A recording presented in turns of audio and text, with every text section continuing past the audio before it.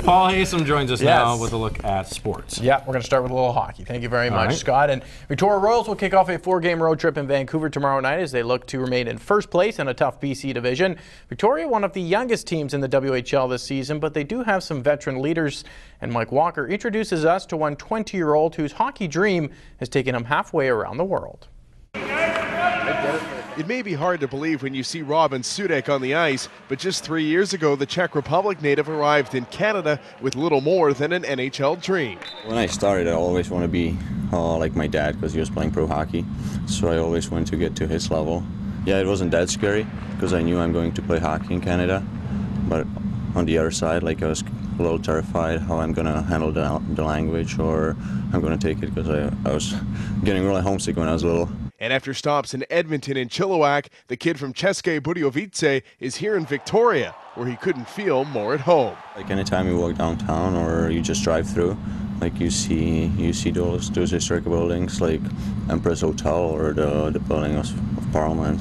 Like it reminds me of Europe a lot.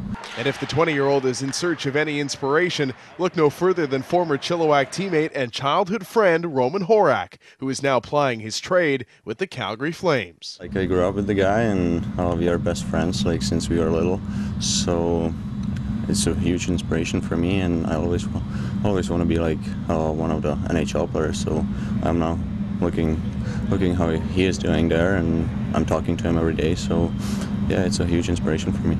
Soudek is a really good two-way player. Like he contributes offensively. He can score goals. He can make plays, and defensively he hits hard. He competes hard. He gets in front of the net, gets on the opponent's skin.